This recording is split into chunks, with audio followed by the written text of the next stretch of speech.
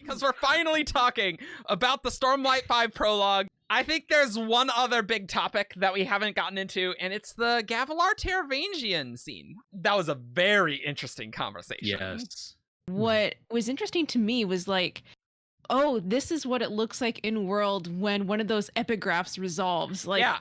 It's like, oh my God, like it's a literal thing that happened. He quotes it from memory, and it's like, I know that this thing happening between us, this conversation happening between us right now is what that death rattle meant. And I was like, oh, cool. Like, I know. It was so literal. It was so we're talking on top of the world, and he says this thing, and like they're right in front of a map of the world, and I was like, it's so.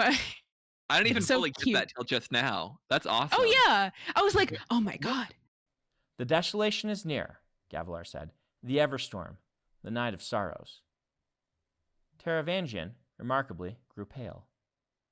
Taravangian like goes white, and he's like, where did you hear those words? Yep. And Gavilar's like, you wouldn't believe me if I told you. And Taravangian's like, no, like this death rattle, my mother said. Yeah. She looked to me in her last moments. He met Gavilar's eyes, and she whispered something. I stand before him, above the world itself, and he speaks the truth. The desolation is near, the Everstorm, the night of sorrows. A few seconds later, she was gone. That was her death rattle. Yep. I stand before him. That's Taravangian. Him is Gavilar. Above the world itself, they are literally standing like a collection of kings over this map of Roshar, this giant map of Roshar, and he speaks the truth. And then Gavilar says those three phrases. Huh. And Taravangian in that moment is okay. like, this is that death rattle that just came true. Yep. Huh. Yeah. Interesting. Wow. I Did not pick up on that. No, me I either. completely overlooked the first half. Yeah. Oh, like that's fascinating to me because like I was 100% where Gray was. It's like, oh, it's a death rattle. Like, Of course, oh. like it's Yeah. explaining. We're seeing how a death rattle resolves. Yeah, that's really Like, cool. So much of the death rattle stuff is like semi-poetic nonsense that I kind of sometimes throw out like half of it, and I'm like, well, I don't know what that means, but someone's gonna. The message is, the desolation comes. Can totally imagine with this whole thing that this is. I totally get why Taravangian went to cultivation for the capacity, and I totally get why he's super interested in the death rattles here.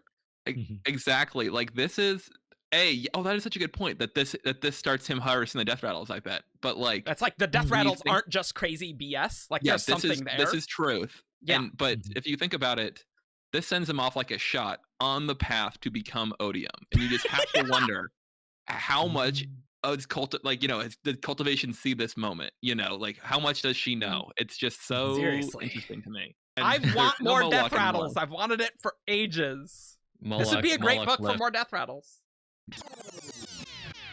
And also, can we please get some more? Because it's been a little while. I would love to see some more death rattles. Like book 5, I think would be a really good time for some more death rattles, I think. Wow. Horneater. He's in the Horneater. Yeah. Everybody wants more death rattles, but you're not willing to exsanguinate the homeless people yourself, all right? You gotta go do the dirty work if you want more death rattles.